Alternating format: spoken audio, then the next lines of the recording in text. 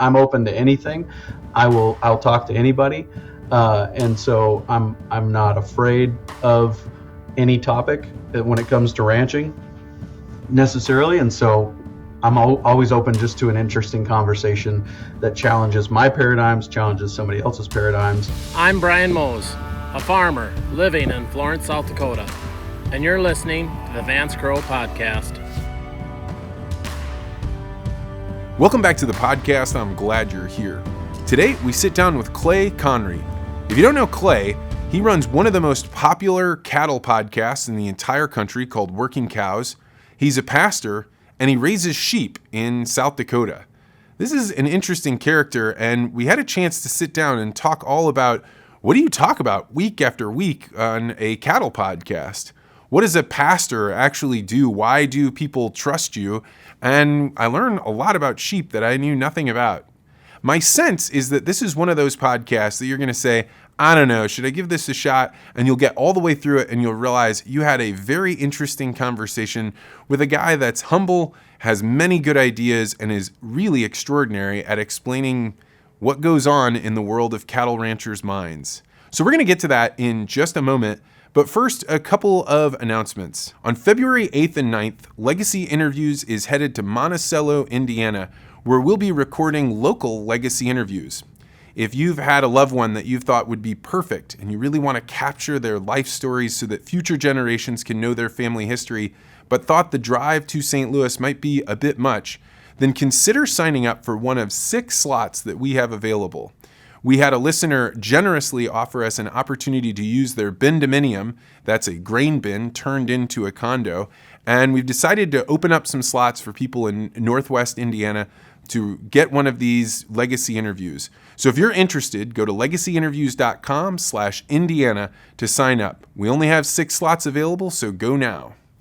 Another big announcement that I want to make is a few weeks ago, I aired the talk that I gave at the Colorado Farm Bureau called The Art of Picking Up Nails.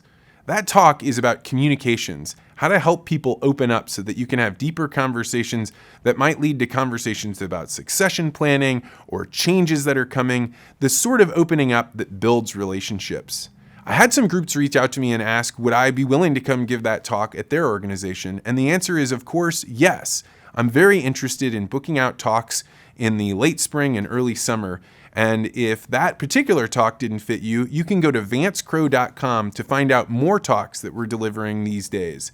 Right now, we have a talk on strategy and thinking about new technologies that are coming down the line. I have another talk about negotiations and how to make sure that you can get what you need and make sure that other people are happy. Or for your group, we could always develop a new talk that matches your organization precisely. If you're interested in having me come speak to your group, go to vancecrow.com to find out more. All right, without further ado, let's head to the interview with Clay Conry. Clay Conry, welcome to the podcast. Yeah, thanks for the opportunity, Vance. Appreciate it. Man, I have been on a lot of people's podcasts, but never before have I been on somebody's podcast and I had so many people write me, call me, text me. It was unbelievable. So let's start off there talking about your podcast. Who is listening to you and how'd you get this thing started? I guess about 6 years ago now, just a little over 6 years ago now, my wife and I embarked on a journey of taking some continuing education courses, and kind of the 30,000 foot view of that is I grew up on a ranch. I always say my parents are heroes.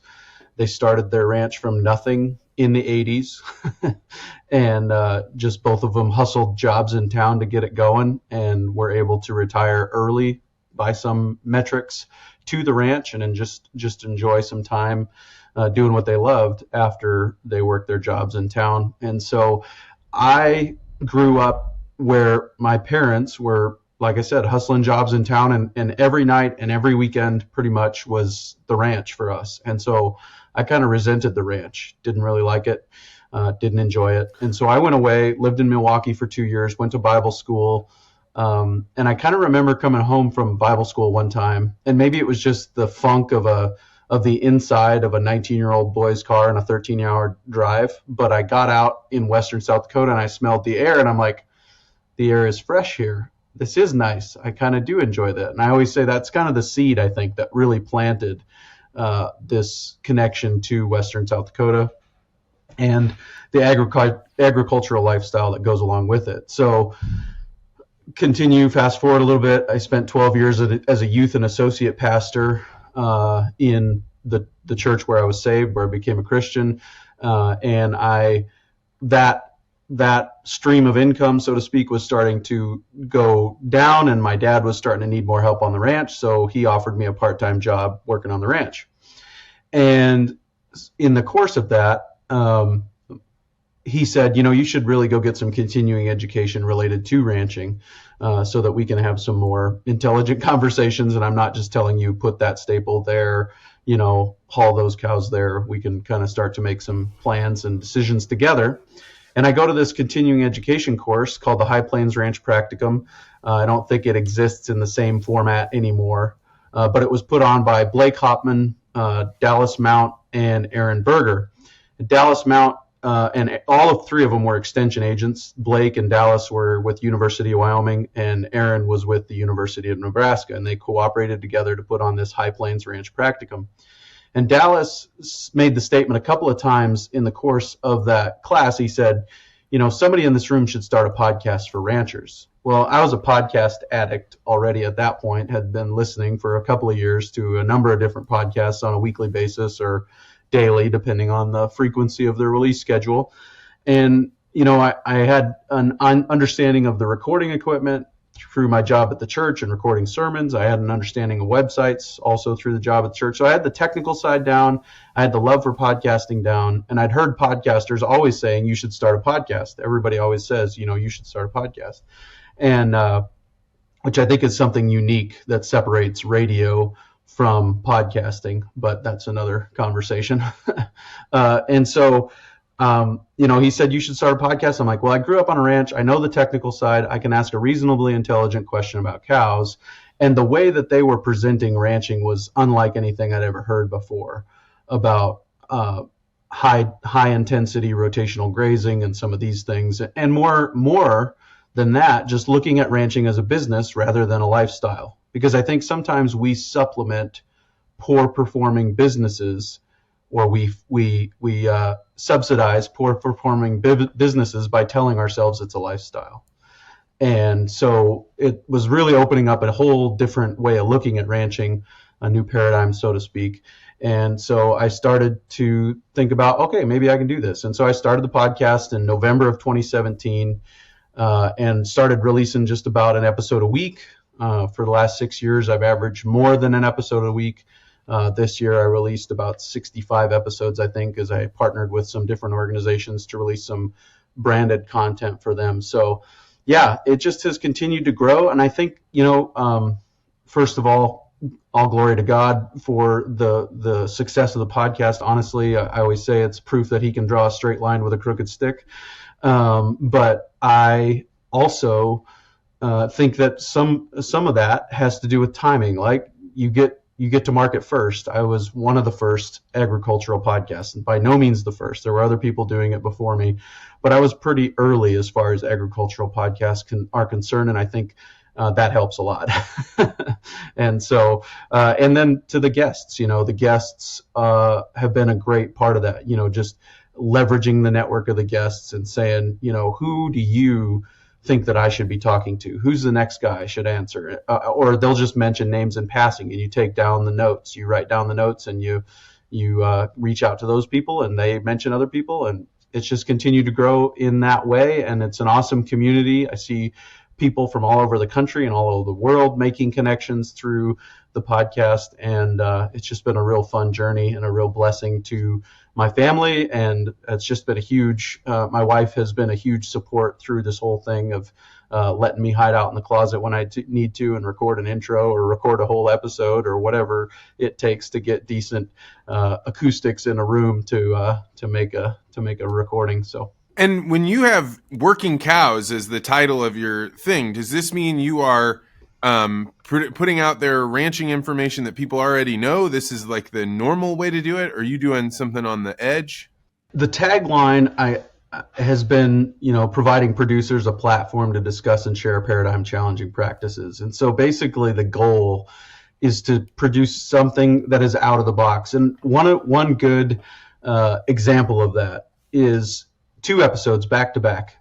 I talked to a guy in Chapel, Nebraska who runs a feedlot, and we talked about the changes in the feedlot business over the last 30, 40 years since he's been involved in it, and some of the ways that they are trying to set themselves apart in that business to eke out a better margin and some of those things. And then the very next episode was with a guy from Minnesota who said he's a veterinarian, and he said, I have not held or sold vaccine in 21 years. And he said it's just been all grass finishing, no confinement, all on pasture, and I haven't held or sold vaccine in 21 years. So and there were people after the release of both of those episodes that were upset. Like, how can you be talking to the feedlot guy? And then there's other guys who are like, well, how can he not vaccinate cattle? Does he hate his cows? Are they all going to die? And so you challenge somebody's paradigm with every episode. And so it's kind of broad. I'm open to anything. I'll talk to anybody. And so I'm not afraid of any topic when it comes to ranching necessarily. And so I'm always open just to an interesting conversation that challenges my paradigms, challenges somebody else's paradigms. Because I think that I heard it said one time, if you read one author, you're a clone. If you read 2 authors, you're confused. If you read 1,000 authors, you can become wise. And so I think that if we will broaden our perspectives and our horizons, we can become better managers. And if we approach it with an open mind, we can learn something from everybody. Everybody has something that they can teach us if we're willing to approach it with humility. Yeah, and as the person that's running the podcast, it's amazing to me when people will be like, I can't believe you let that person talk, or I can't believe you let that person say that thing. And you realize, like, the concepts that go behind something like free speech are deeply foreign to the human social animal. It might be really something that the individual understands, but the social animal definitely has this desire to say, hey, those are things you shouldn't say, or I believe that they're so wrong that we should try and push those ideas out. It's been fascinating to me to see this. Yeah, and I think that's the idea of free speech is that even if I don't agree with what you say, I will defend your right to say it. Right? I think that's when you really understand free speech, you come to that conclusion. And I think that as long as free speech isn't harming somebody else, that there's a pretty broad spectrum of things that people ought to be allowed to say in the public space.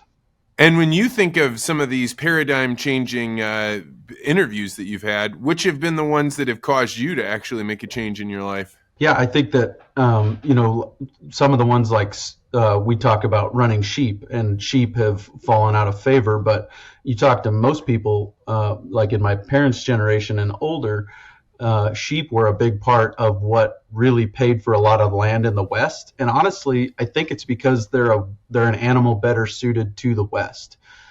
First of all, they're very susceptible to parasites. So when we have them in Eastern contexts where the parasite load is higher, they struggle in those contexts. And so in the West, the parasite load is lower, right? They're a smaller animal, so they don't take as much input to stay alive, right? You think about a 250-pound ewe versus a 13, 14, 1,500-pound cow. The ratio stays the same, right? 3% of body weight for dry matter intake, right? So they need less food, and it just so happens that in the West we have less food available. I grew up in western South Dakota, 15 inches of rain a year. The next step below that is semi-arid, and then the next one below that is a desert. And so, we're just a couple of steps up from being a desert in western South Dakota. And so we should start to look at, well, what animals thrive in deserts and other places? Yeah, you get to wear a bigger belt buckle to the coffee shop if you run big black cows. But what animals thrive in a desert? Sheep. And so maybe we should think about incorporating sheep into some of these operations, even if they don't carry as much swagger at the coffee shop. Is there a place to harvest sheep around where you're at? I would imagine that'd be one of the biggest challenges. Right. Yeah. So there's one of the largest sheep sale barns. I know it's at different points. It's been one of the largest ones in the world. More head of sheep have run through there than anywhere else. Is just 35 miles from my house, and so this whole area was really built on the back of the sheep. People call them the mortgage lifters. So they really did help a lot of people get by and survive. But they're a different animal. I heard somebody say recently, you can run cows because you get that social capital, but you cannot run sheep unless you love sheep, because they will frustrate you. They will do things that you don't want them to do. They'll get out. They'll test your fences. They'll all kinds of things, right? And they're just a totally different animal when it comes to how you approach them from a stockmanship perspective, how you work them, how you get them to move through a gate. They're just totally different than a cow. And so it does take a special set of skills to do it well, skills that we are still trying to acquire at my house. But it is a totally different scenario. And so I think that we do have that infrastructure here. We have people who know how to shear sheep. We run wool sheep, so they have a fleece that they produce every year. And we have people who know how to shear them. And we have a sale barn big enough that multiple semi-loads of sheep will leave there every week, whether it's slaughter ewes or lambs or some combination of the two. Multiple semi-loads go out of there every week of the year. And so it's big enough to keep trucks coming, and those trucks can drive straight to a feedlot facility or a facility that is going to harvest them. So that's not a problem. So I wasn't expecting you to say you run sheep for wool. Like to me, what I've heard is that the wool is like, you're just shearing it off them to keep them going. But you guys are actually capturing that and selling it somewhere? Yeah. Again, one of the largest wool warehouses in the world, again, is 70 miles from my house in Belfouche, South Dakota. And so, again, Australia and New Zealand, I'm not sure how they play into that. I know Australia produces a way finer wool than we do in America. I think it has something to do with the arid climate that helps them in that regard. But it is we can make it work. It's worth it for us. I know a lot of people in the East. I've even got emails from people, because I've talked about sheep quite a bit on the Working Cows podcast. I've talked about sheep quite a bit. And I've gotten emails from people in Missouri and said, I just burn my wool. That's all we do with it. Like you said, we shear it off and we use it to start a fire somewhere, because we can't get rid of it here. But I mean, again, there's a wool warehouse that I don't know how many. I think I've heard it said that this guy at the wool warehouse will put together like kinds of wool that are similar as far as micron, which is the width of the individual fibers. He puts together like kinds of wool, and he sells them by the container ship load out of that wool warehouse. So there's a lot of wool that goes through that warehouse in a given year. And so again, it's an advantage for us. It's a regional advantage for us, which I think is part of the key to success in agriculture in these days, is taking advantage of those regional advantages that you have. We have unfair advantages here, and we should try to take advantage of them so that we can succeed in agriculture financially, not just relationally. And what does the profit model look like on sheep?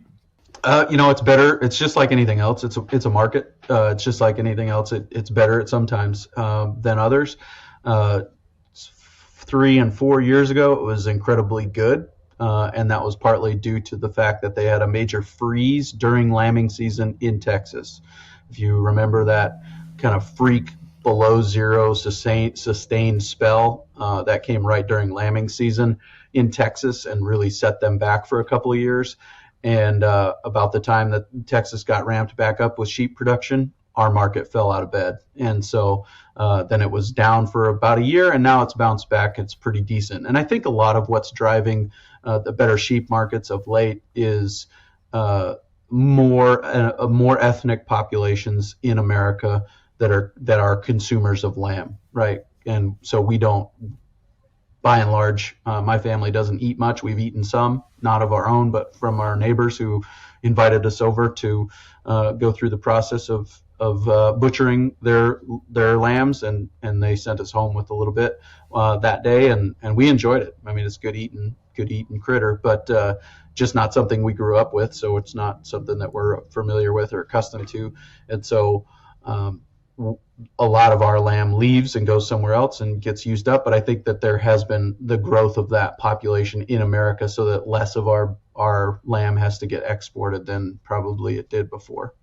Well, you mentioned that you have regional advantages, like the ability to have sheep up where you're at and make it profitable, but you're also in the most bitterly cold place that I would imagine makes it difficult to run cattle, basically from October on through March, April. I know Brian Mose sends me these photographs of his frozen beard, and it's just unreal what he goes through. In fact, a quick story about Brian Mose. I'm in a group of people. We sometimes do little experiments for like a month.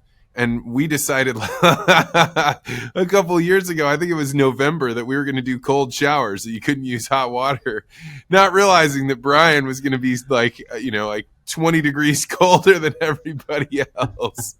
So you just had to crank that shower all the way over to the coldest setting?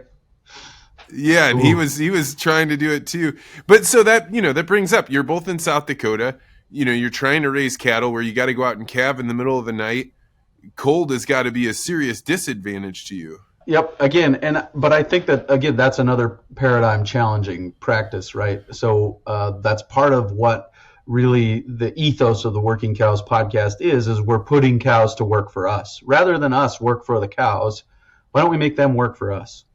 And so I think that, Brian, I've toured his operation. It's incredible. They were a candidate for the NCBA's stewardship award. They won their region, which I think is District 5 or 7. I can't remember which, but they won their region, and they went to the NCBA conference, and they were up. I don't know how many of those districts there are, 7 or 8 of those districts, and they were one of the 7 or 8 in the nation that was up for that award. And so, I mean, they're doing an amazing job. They are doing an incredible job of capturing manure from their feedlot, reapplying it to their feeds, helping defray the costs of more than one salary on their operation. They're doing, and they've got an incredible facility that makes calving in February, when they do calve, a lot easier. And they're also very busy in the field in May, when it's a lot less of a burden to calve as far as from a temperature perspective. So all that to say that one of the paradigm challenging practices that we talk a lot about is calving in sync with nature, or as I like to say it, calving in sync with what God provides, right? So the world, our region goes through a shift from high availability of forage to low availability of forage. The bottom of the trough as far as forage availability is February, right? The top of the trough as far as forage availability is May and June. And so when does the cow have her greatest nutrient requirements? The last trimester of pregnancy and the first quarter after birth, when that calf is depending on her completely for all of its nutrients from her milk supply. And so her nutrient requirement is ramping up right when our forage availability is at the lowest, if we're doing it in February. Now, like I said, Brian's got a great setup. They've got a huge feed pile that they can use because they harvest it from their corn and all those things. They make it into silage. Works really well for them. They've got the facilities to do it. And they're doing a great job of it. But for somebody who's just trying to get started out, there's a lot of capital that goes into starting with that. You got to build a barn. Sometimes you put a heated floor in that barn. You've got to have the tractors to plant the corn, the tractors to all of the equipment to fertilize the corn, harvest the corn, put the corn in the silage pile, pack it, all of that. That's all. Those are dollars that you need to start if you're going to start in that kind of a mode. And so maybe there's another way to start. And that could be calving in May and June, when the forage supply is at its peak, right when the cow's nutrient requirements are at their peak. And so that's one of the things that we talk about on the Working Cows podcast, is matching our our businesses, our business models to what nature provides as far as those things are required. So in a lot of places, they end up feeding cattle 6 months out of the year or more, right? And here's the thing that blows a lot of people's minds. That number really doesn't change that much from Canada to Texas. In Canada, they feed just as much as they do in Texas, and they do it for different reasons, right? In the Gulf Coast of Texas, they don't really grow what we would call grass here.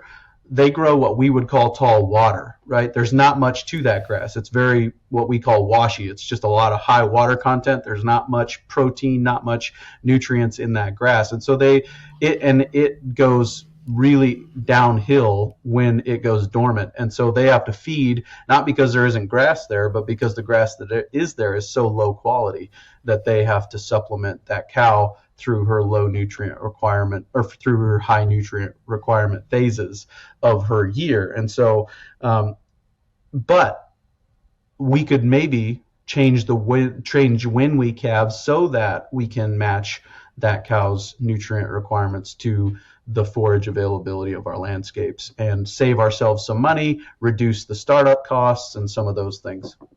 I always wondered why is it that ranchers are often calving in February? I mean, it seems like the worst time to be doing it, but they must have had a good reason to be doing it. Yeah, so I think that goes to a couple of things. One of them is a cultural thing, and the other one is about just the cycle of the year, right? If you get that calf on the ground in February, you can wean a pretty good sized calf by October, and you've got all of your production in 1 year, basically, right? And so it makes it a little cleaner, a little easier. But I think also there's a cultural thing that goes to that, because we haven't always been calving at the same time. I think this goes to something that I've been thinking about a lot lately, which is what I call the eternality of the present. We think that just because it's happening this way right now, it's always been happening this way. And we don't remember, or we don't realize how recently people were doing it differently than we're doing it right now. And so I think that it's easy for us to think that people have always been calving in February. They haven't. It's not that old it's not that long ago that people started calving. And really it has a lot to do with the mechanization of ranching, right? We didn't have tractors 150 years ago. A lot of those things, or maybe we can quibble on. A lot of people didn't have tractors in the 1930s, right? Like right. It's not that long ago. Right, yeah. Right. So the mechanization of agriculture has opened up those opportunities that probably didn't exist.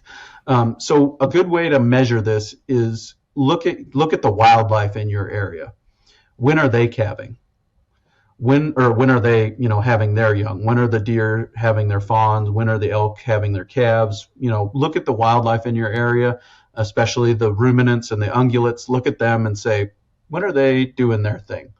And then think, I bet there's a reason they're doing their thing then, and maybe think about matching your production schedule up to it. So the cultural thing, though, that I was talking about is there has been what some people have called the space race in livestock agriculture, especially mostly affecting cattle.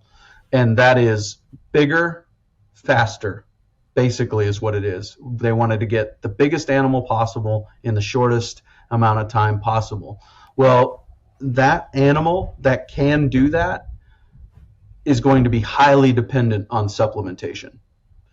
There are breeds of cattle, there are sizes of cattle, there are even shapes of cattle that do a lot better on less supplementation, even no supplementation, even in difficult environments like Montana, South Dakota, North Dakota.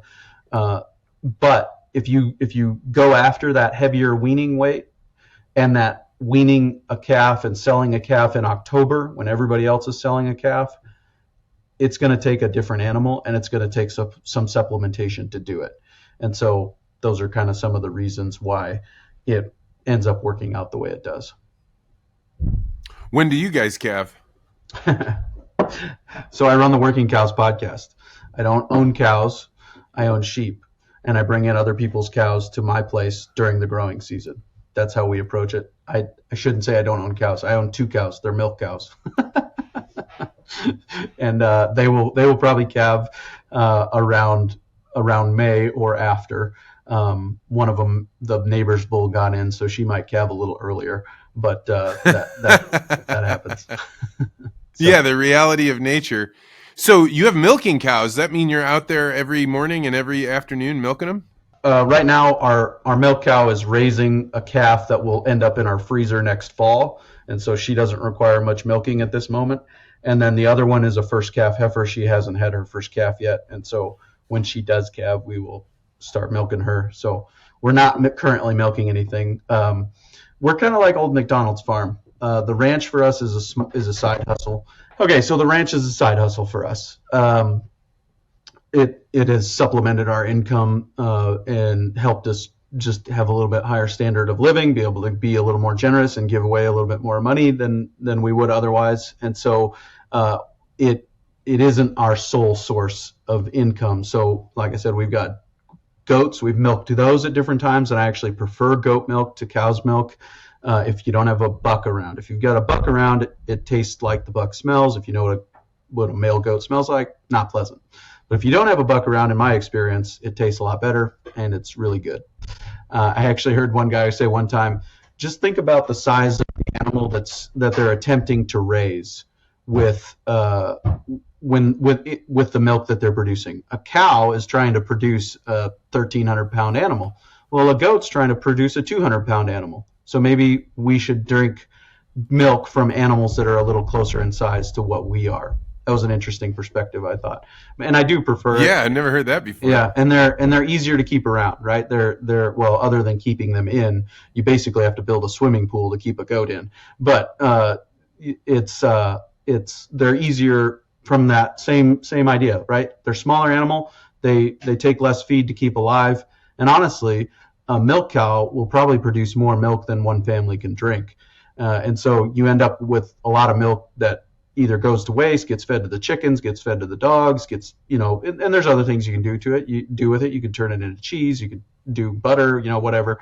So you don't have to drink every gallon that comes through there, but it's a little, just a different perspective. Another thing about goats is a lot of people have milk allergies, and there's a beta casein protein in milk. There's A1 and A2 milk, right? I think they get half from each side, and so you can have A1A2, A1A1, or A2A2 milk, right? A2A2 milk is very digestible for most people, and all milk goats that I'm aware of are A2A2. They produce A2A2 milk, so most people can drink it, even if they're allergic to goat's milk or cow's milk. So another vote in favor of cows. So yeah, we're like old McDonald's farm. We got the big guardian dog out in the front, guarding our chickens. We've got goats, sheep, cows, horses, and so we try to protect our grass and keep it for spring use when we bring in somebody else's cattle for about 90 days a year, and then we keep the sheep and the goats and the milk cows and the horses around year round. This is the second time you've mentioned grass, which is something that most people don't think about at all. But, if you're working cows, that makes a big difference, or sheep or goats. What do you know about grass now that you've been doing this podcast for a while? It's the Dunning-Kruger effect for sure, right? The more I learn about grass, the less I know about grass. So it's the foundation of our business, right? It is what we get free energy from the sun, right? The only free thing in the world is energy from the sun, right? And so what we're trying to do is create a better solar panel with our grass to capture more of that free energy from the sun, so that we have to do less supplementation of the animals that do live on our place for year round. And so grass is the most important thing. Bud Williams was a great thinker in agriculture. He passed away here 10 years ago, maybe a little less than that. But he was a great thinker in agriculture, had a lot to say about how we handle cattle and reducing stress in the livestock that we're handling. But he also had a lot of good things to say just about how we conduct business as ranchers, as agriculturalists, as farmers. And one of the things that he's famous for saying is that you need to come to a point where you love your grass and you hate your cows. Not hate your cows from a perspective of abusing them or anything like that, but that you're willing to sell cows to protect grass. He would say it this way. There's been a lot of people who have gone broke by having too many cows around. Nobody in ranching has ever gone broke by having too much grass and too much money. But if you can get to a point where you have too many cows, not enough grass, not enough money, and then it's easy to go broke that way. And so grass is the foundation of everything we do. And more importantly than that, the underground soil microbes that really are the engine for the production of grass in our world. That's really what grass is about making a good house for underground soil microbes to thrive. And they do a lot of the work that really makes grass grow, actually. And so if you know that about, needing to tend to the grass, what are you guys doing that's different than just letting it grow? Yeah. So I think that the high end of the spectrum of grass management is something that has come to be called ultra high density grazing. And we're talking about like 1,000 animals on 1 acre of grass, which is what about a football field is an acre. Just if somebody needs to figure out how big an acre is, it's about the size of a football field. So 1,000 animals on that amount of grass for a very, very short period of time. And most of the guys that I know that are ultra high density grazing are moving 4 times per day, right? So they're moving cows 4 different times in a day, and then they're on to another place and they're moving them 4 different times in a day. And so they give them 4 football fields a day, let's say, with 1,000 cows, and they go to the next set of 4 football fields a day, and they do that again, and they do that every day, all day, every year. Now, the problem for us here's a disadvantage, a regional disadvantage. We talked about unfair advantages earlier. Here's a disadvantage: is labor, right? I can't pay myself or anyone else to move cows 4 times a day in my neighborhood. Or let me say it this way: can't is a strong word. Let me say it this way: I haven't figured out how to pay myself or anyone else in my neighborhood to come and move cows 4 times a day for me. I know a lot of people in Mexico who do it, and I talked to one of them and I said, "How does that work? How does moving cows 4 times a day work?" He said, "Well, I give my guy that works for me a 4-wheeler and an umbrella, and he goes out and he sits there and he watches the cows, and as soon as one of them lays down, he knows it's time to move them, and he moves them to the next paddock and they go back to eating. As soon as another one goes to lay down, he moves them to the next one." But could we do that in American agriculture? It'd be a tough sell. I'll just say it that way. It'd be a tough sell. And if you could do it, if you could find somebody, especially in western South Dakota where it gets pretty hot, over 100 degrees for a week at a time, generally at least once a summer, if you could find somebody that was willing to do it, could you afford to pay them to do it? It gets kind of tough. The margins get kind of tight on that. So can't, like I said, strong word. I would prefer not to use it, but it is. So that's the high end of the spectrum. That's like the ultimate. That's the best.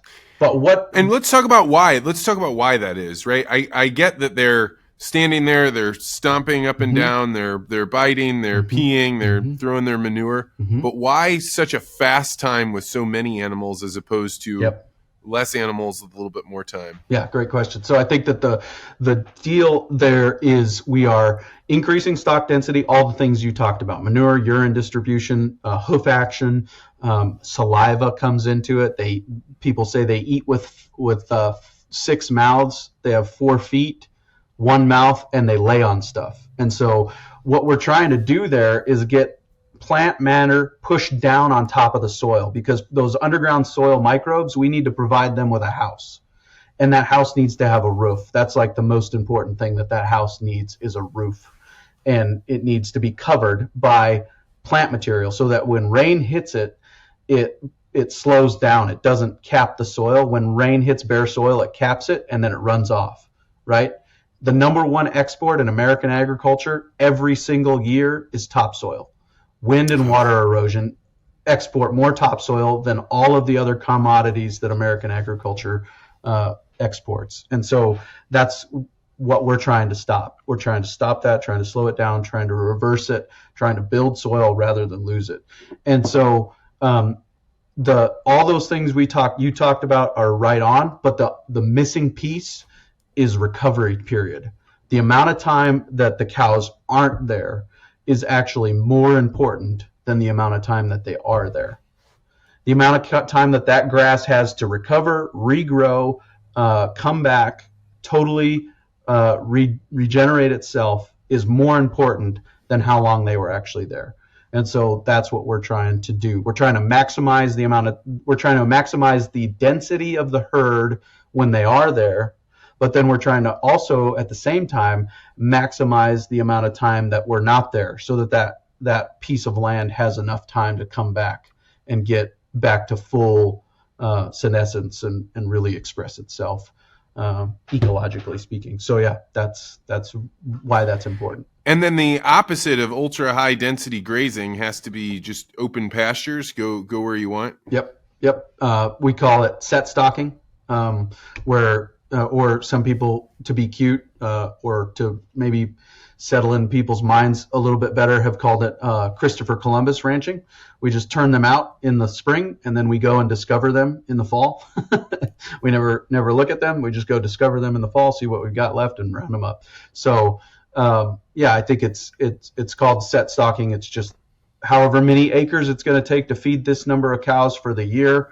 We're going to turn them out on that, and we'll come back and get them later. Nobody really does that in my neighborhood. I mean, it's pretty rare that that's done. Most people have some form of a pasture rotation, and they're certainly checking on them. They're certainly checking on their herd health, certainly checking on, illnesses or any other issues that they might be finding, and taking care of them. People take excellent care of their cattle. And nothing really illustrates that better than a tragedy that we had 10 years ago this year in my neighborhood called the Atlas Blizzard, which killed thousands of cattle in our neighborhood. Came in October 4th and 5th of 2013, 4 feet of snow after 2 inches of rain, 70-mile-an-hour winds, and just devastated this part of the world. And there were a lot of broken ranchers. And part of what I like to do on the Working Cows podcast is document history. And so I asked a few different people. The church that I pastor is like the epicenter of that blizzard. Like 100 miles in every direction was affected pretty heavily by that blizzard. And so I asked some of the members of my congregation, I asked some of my neighbors if they would be willing to talk to it. Almost every single one of them, 10 years later, still turned me down. And you're thinking big, tough ranchers. Nope, don't want to talk about it. Can't do it yet. Still too fresh. Still too much of a tragedy. Let me illustrate how bad that blizzard was. I was talking to one of my congregants one time, one of my neighbors, and I asked him how he came through the Atlas Blizzard. And he said, we were pretty blessed. We only lost 25% of our herd. One storm, 25% of your herd, and you call yourself blessed compared to your neighbors. I mean, that's the level of devastation we're talking about here. So maybe you, Vance, as an outsider with your legacy interviews, could come and capture some of that history sometime, because I think it needs to be told. That story needs to be told. But again, it's still too fresh. It's funny you mentioned that. Like, the storms really are something that is universal across people. You mentioned that Texas ice storm. I've interviewed several people from Texas, and that being like a relatively recent thing, but you look at the whole, distance of somebody's life, they look back on it and they're like, we had to do these crazy things I never thought we were going to have to do in order to survive. And I think in a lot of ways we believe that we're past those things, but when you get hit by Mother Nature, a tornado, a blizzard, a heat storm, it makes you realize, like, oh, this is just the illusion of control. I don't actually have control here at all. Yeah, nature is undefeated, right? Yeah, over the long haul. So you've mentioned a couple of times that you're a pastor.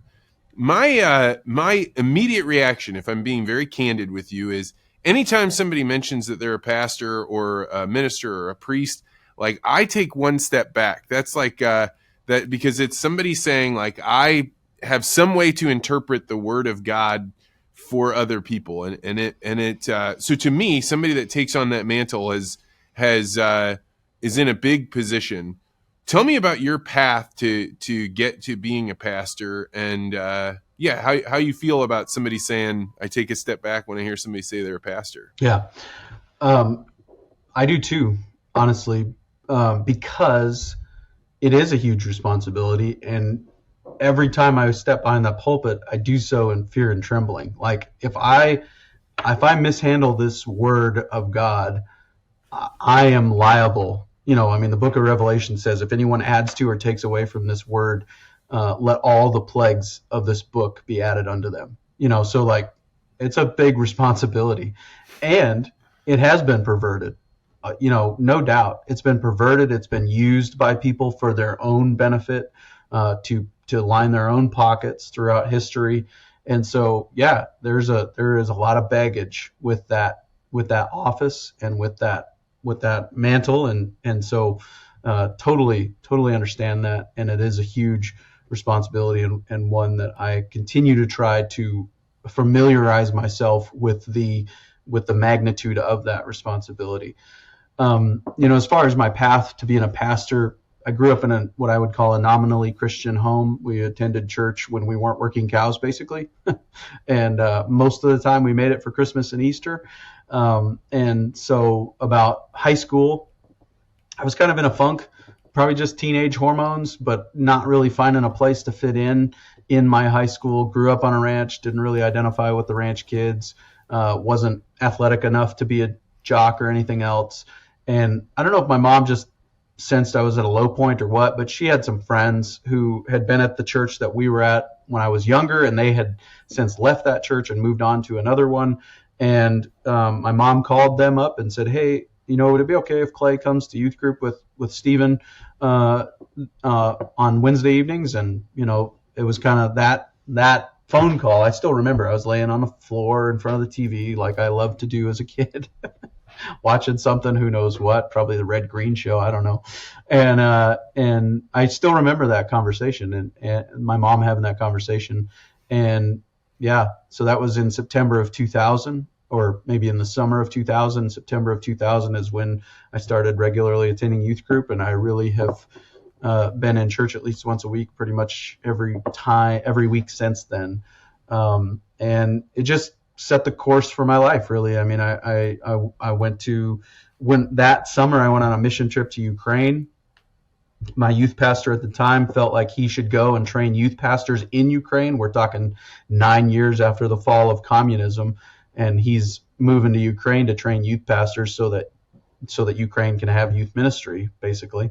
And he did that for 15 years, and now he's on to other things. So then I went on another mission trip to Kenya in 2001. Spent 9 hours in JFK on a layover about 2 weeks before 9/11. So that was kind of a sobering experience to, again, be laying on the floor in front of my television as the second plane hit. I'm eating my Cheerios, getting ready to go to school, and the second plane hits the towers. I'm watching on TV. It's like, yeah, that was a wild one. Then I went on another mission trip to Mexico, got hooked up with a school in central South Dakota called Sunshine Bible Academy, and I ended up going there for my senior year of high school. And then we took a mission trip. So like my whole path into ministry is what I'm telling you has been a series of mission trips, basically. And we took a mission trip to the Milwaukee Rescue Mission, where I got to rub shoulders with some students of New Tribes Bible Institute. I ended up going to New Tribes Bible Institute for 2 years to get my biblical education. Moved back in the course of that, started dating my wife. And she was going to this little Baptist church in a beautiful little town called Spearfish in the Black Hills of South Dakota. And I was more interested in attending church with my wife than I was, or with my girlfriend at that time, than I was attending church anywhere else. So I started going there, and as a Bible school graduate, they asked me for some reason to teach the adult Sunday school class, and I ended up getting myself painted into all kinds of logical corners, starting arguments in the Sunday school class that I couldn't win, and it was a great learning experience as a 20-year-old boy. So after that, the church where I was saved at, the church where I became a Christian, I was walking out of the post office one day, and the pastor there stopped me and said, "Hey, are you interested in a ministry position?" Well, at that point, my wife and I thought we were going to go back to Bible school together and finish the missionary training with New Tribes Mission and go probably to Mozambique. At that point was where we were looking at going to Mozambique to plant churches among tribal churches or among tribes in Africa. And I said, "Oh, I don't know, maybe." And but he offered me a free breakfast, which at that time I was a bachelor living on my own, and a free breakfast sounded awesome. So I went to breakfast with him, and he pitched me the idea. And I would say God kept the door open long enough for us to walk through it. And spent 12 years there as a youth and associate pastor. And then kind of similar story, God kept the door open long enough for us to walk through it again here to come to Prairie Home Church, where I'm at now. I'm sitting in my office here at Prairie Home Church, and where I sit right now, I'm 35 miles from the nearest gas station. So I'm in the middle of nowhere. And the church is just a great, vibrant, young church, a lot of young families. I always say it's like going back in time 70 years when you come to church here, because it's a bunch of young families getting together every Sunday, and they stand around for 2 hours after church is over just talking and enjoying each other's company, because it's the first person they've talked to that they don't share a last name with in the last 7 days. So they're enjoying the opportunity to just connect. And so, yeah, that's kind of how I got where I'm at. I mean, that's a real high level overview. But Well, when you talk about your congregation, what do you think they expect from you? Probably, first of all, faithfulness to the Word of God, just to rightly divide the Word, as it says in 2 Timothy, to really just allow that to be my authority, allow that to be what directs the course of my preaching. Visit them when they're sick, dedicate their children, do their weddings, do their funerals. I think those are some of the things that they expect from me. I've been here for about 5 years, and I remember in the interview process or even early on in my time as pastor here, talking about trying to get out into the community and do some ranch work to maybe add some credibility to the ministry. And one of my board members had a good point. He said, "No, you don't need to do any of that to be credible. Just be genuine. Just be genuine and preach faithfully, and the credibility will come." And I was like, "Yeah. Good point." Tell me about the Bible studying that you did. You went with a group. I've not heard of them, but it sounds like a pretty well-established group. How did you choose them, and what's the difference between what they do and what others do? Yeah, so Bible schools, by and large, in America are pretty similar, and they fill a niche of preparing people for seminary or just giving people who don't want to spend 6 years getting a master's degree in theology or pastoral ministry, giving them a place to go and get some more Bible education. Just spend 2 years kind of devoted to that. So New Tribes Bible Institute actually doesn't technically exist anymore. The building's still there. It's got a new name on the front. It's called Ethnos 360. That's ethnos, which is the Greek word for languages or people. And so that's what they're doing, is basically what they have focused on in the entire time of their existence is reaching those tribes in the Amazon and Papua New Guinea and Cambodia, all over the world, that have had very little to no contact with the Western world or with Christianity or anything like that. And so the Bible school I went to is basically the first leg of their missionary training program. It's the first 2 years, and what they do basically is take you through every chapter of the Old Testament and every verse of the New Testament in 2 years. And so I've talked to seminary graduates who said, "You had more Bible education in that context than I did in the 6-year seminary course I took." But really what seminary is about is giving you the tools to study the Bible for yourself in its original languages of Hebrew and Greek. And so it's kind of a different set of goals. Bible school is trying to give you that biblical foundation so that you can go on to something else. Seminary is trying to give you the tools to do the real nuts and bolts work of Bible study for yourself, not have to rely on commentaries as much or some of these other tools that we have. So It's really interesting the work that New Tribes or Ethnos 360 does. Because I remember they showed us video of first contact with a tribe in Cambodia that they weren't sure. There was no other record of contact with this tribe by people from the Western world that they were aware of. And actually, a guy that was a year ahead of me ended up going and visiting that tribe. And he asked them, he said, all I knew about Cambodia was the Khmer Rouge. And he said, so tell me about your experience with the Khmer Rouge. And they kind of started chuckling, and through the interpreters told him, well, the Khmer Rouge, we were the Khmer Rouge. Like, he came out into the tribes, Pol Pot came out into the tribes and rounded up some people and gave them guns and uniforms and asked them to help him in what he did there in Cambodia. And so it was kind of he said it was a little bit of a tense moment. You've been a minister now for quite some time. What has been harder for you about that than what you anticipated? So I think that people are wired differently. And this is borne out by the, Myers-Briggs or, whatever personality test you want to use, DISC profile, pick your poison there. And I think that those are valuable. I think that those can help us understand ourselves, help us understand other people. Well, I think pastors are no different. Pastors tend to fall into one of three categories, and this is going to sound really highbrow, but I'll try to not make it sound so arrogant. They fall into one of three categories: prophet, priest, and king.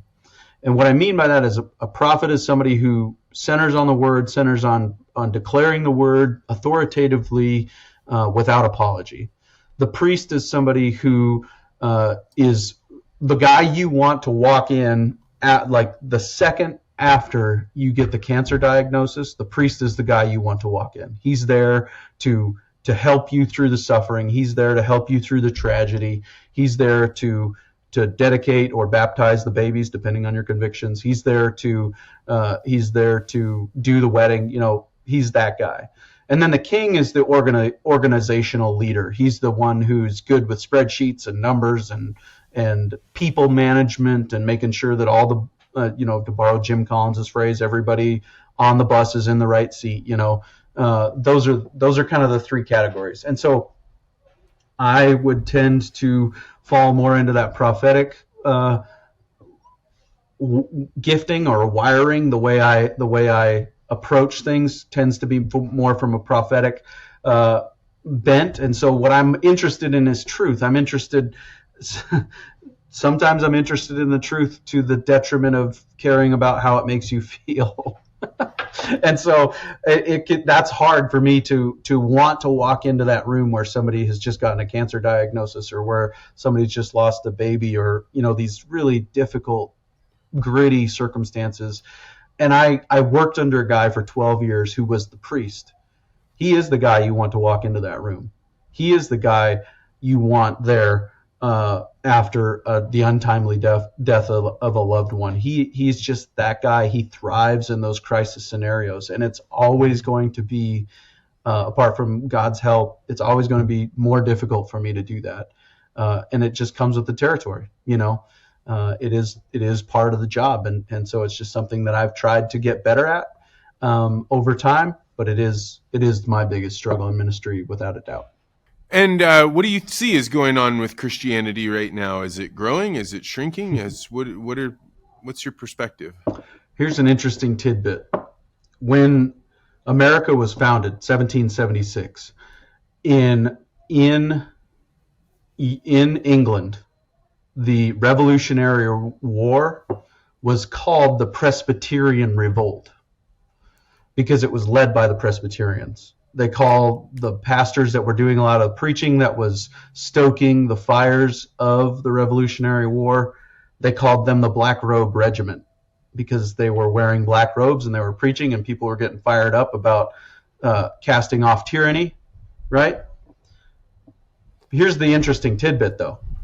There are, by some metrics, depending on who's counting, there are now more people who identify as Wiccans in America than there are people who identify as Presbyterians.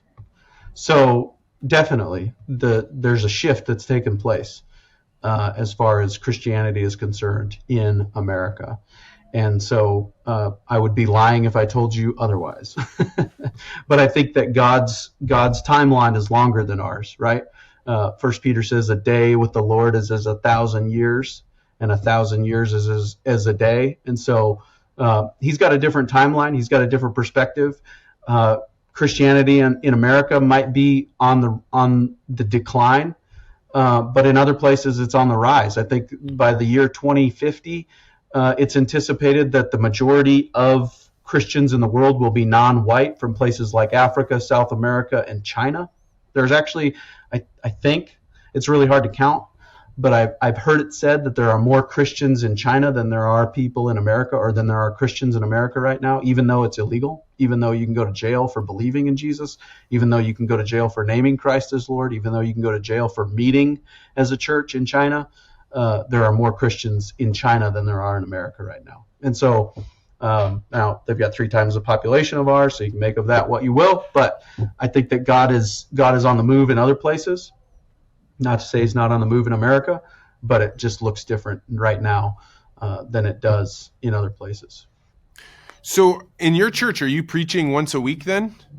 More like twice. I do a Sunday morning service, and then a Wednesday evening service, and then I do a Wednesday youth group.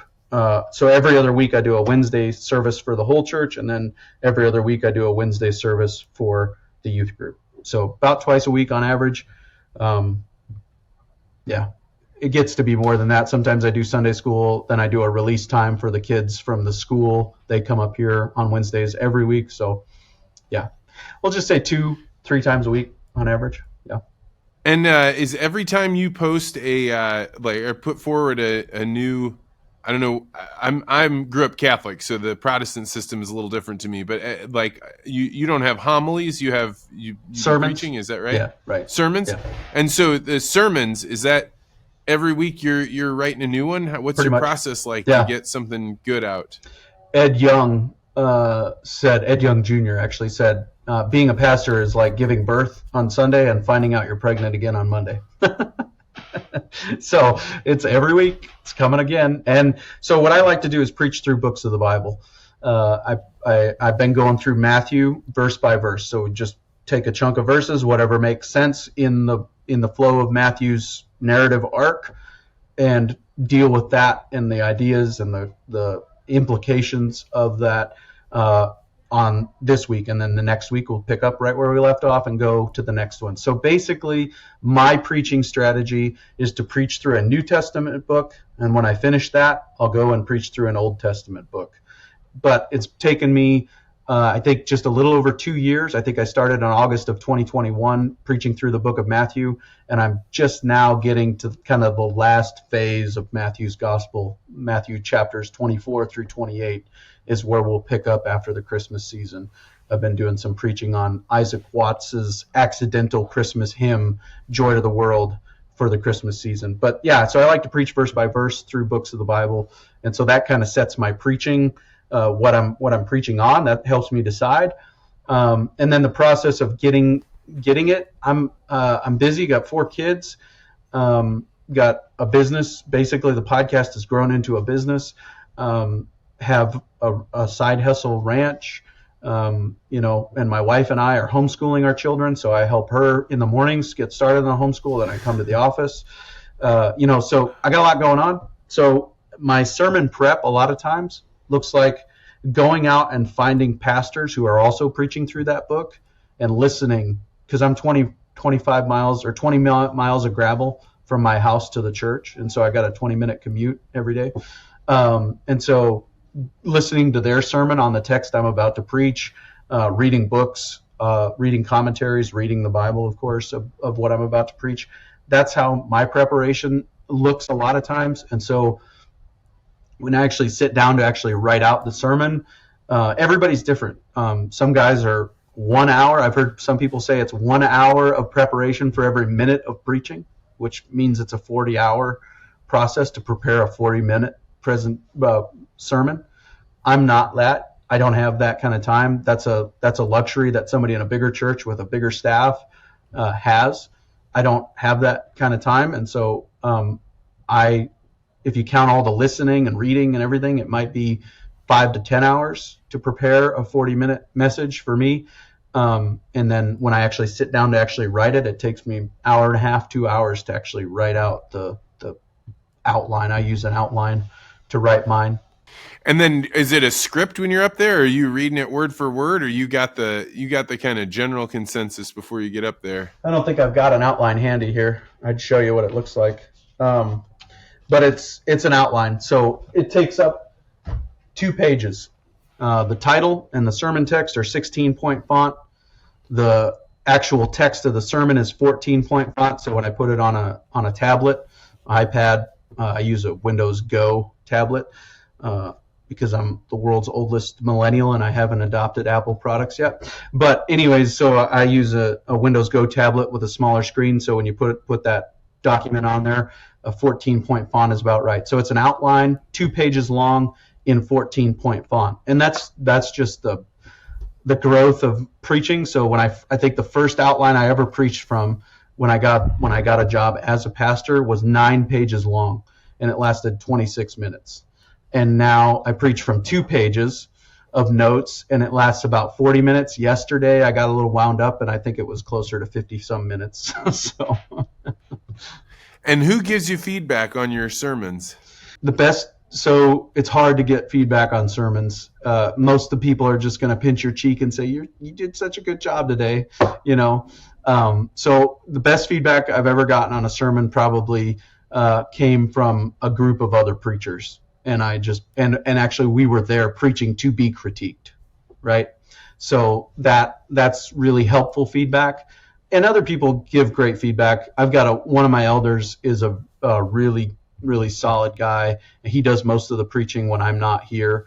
And even yesterday, he was asking me some technical questions about the sermon to make sure that everything, was on the up and up, and my interpretations weren't going astray, And so that's solid. But most people are just, if I'm going to be really blunt, most people are just glad they're not the one up there doing it. Yeah, I mean, I've heard it said before, people, and I don't have this at all, so it's just something I imagine, but when they say the people's 2 largest fears are fear of public speaking and fear of dying, and people would rather be in the casket than speaking in front of it, Yeah, for sure. Heard that. And so how do you, how does the church or your elders or whatever decide if you're being successful? Are you aiming to get more butts in the seats? Are you, like more dollars in the coffers? How does this get rated? Those definitely are metrics that get used in churches for sure. But I have never felt that pressure, honestly, in any of my ministry experiences. I've never felt that pressure. I would count myself blessed because of that. Because I've definitely been in conversations with guys that did feel that pressure. And so, no, I think it goes back to, especially in Bible churches, non-denominational Bible churches, are you faithful to the Word of God? Did you show up when I was sick or in the hospital or facing surgery or, go on and on and on? Did you show up? Were you there? And were you faithful to the Word of God in your preaching? And I think it comes back to just basic people management skills and are you decent to be around, and do you dot the I's and cross the T's and take care of the details and look out for those things? Or if you're not good at those things, do you delegate them? I think a lot of times people get themselves painted into corners by trying to do things they're not good at, rather than just recognizing, hey, this isn't my deal. I'm not good at this. I'll delegate that to somebody else. And so, I think probably I would get fired faster if I invented or drummed up some ancient heresy from the past in the church. I'd get fired faster for doing that than if the church shrunk to 10 people. So I think. Now, maybe I might have to supplement my income. I might have to figure out a way to make ends meet and take less of a salary from the church if there were fewer people in the seats. But I'm pretty sure lack of faithfulness to the Word of God would be the biggest thing that would get me fired. And then second to that would be he wasn't good as a shepherd. He wasn't good as somebody who showed up when X, Y, and Z tragedy struck my family. And so I think those two things would probably be the biggest determiners of my success as judged by those in charge of making that decision. Now, the reality in my position is that every year we have an annual meeting where the congregation casts a vote, says, do you have confidence in Pastor Clay and his ministry, or do you not? And that, I don't know how binding that vote is, but it definitely is a instruction to the elders at the church as to whether or not I'm continuing to be fit for ministry here. So that's kind of the reality. My performance review just happens with the members who show up to the meeting, whereas somebody else's annual performance review is with the supervisor. That's kind of how mine works. Do you worry about the vote, or are you pretty confident each year that you're in a good spot? Yeah, I think that I don't know that anybody doesn't worry about an annual performance review, right? On some level, like, there could be the catastrophe that happens, but I know that there's more I could have done every year. There's more I could have done. I could have shown up more often for people. Again, back to that prophet, priest, and king taxonomy. I think there's more that I could have done in those scenarios, and so there's always that sense of analysis and regret and thinking, let's do better next year. But I think that there's just I love coming to church every Sunday. I'm here with some of my closest friends in the world, and it's a pretty special place. Like I said, it's like going back in time about 70 years, and so I enjoy it a lot. And if they would still have me after I got fired from being pastor here, I'd still attend if they'd still have me. So Clay, maybe the final question is you both raise sheep, and as a pastor, you mentioned shepherd, like this kind. Tell me, like, from seeing it on the ground on both levels, both as in the religious context and in the livestock context, why does that analogy make sense for pastors? Yeah, I think it's a caring thing, right? So those animals need the eye of the shepherd, right? They need the shepherd to look after them and to help them see things coming that they might not be able to see themselves. And I think that's just human nature and animal nature, is that we're blind to our own faults and unhealthy habits. We don't see them as clearly as other people do, and so it's easier to spot the speck in your brother's eye than it is the log in your own, right? That's Jesus said that. And so I think we need that care. And so livestock will get themselves into trouble, especially sheep, right? They're vulnerable to predators. They need the shepherd there to protect them from predators. I think that somebody who's spent the time just steeping, like a bag of tea, steeping in the Word of God, can spot error and false teaching and help people avoid it. And so that's part of it. Checking up on them mentally, emotionally, physically, spiritually, financially, all of those things go into it, like just holistic. That's all of those things going into what it means to be a human, right? We're just trying to help them be as healthy as they possibly can in all facets of what it means to be a human. And the shepherd role as far as livestock is no different, right? We're trying to make sure that they've got everything they need to be healthy, that they're provided with all of the immunizations or whatever it takes for them to survive. And so I think that it's a really fitting analogy. And it's an analogy that God used not only in the Old Testament, but the New Testament with Jesus calling himself the Good Shepherd.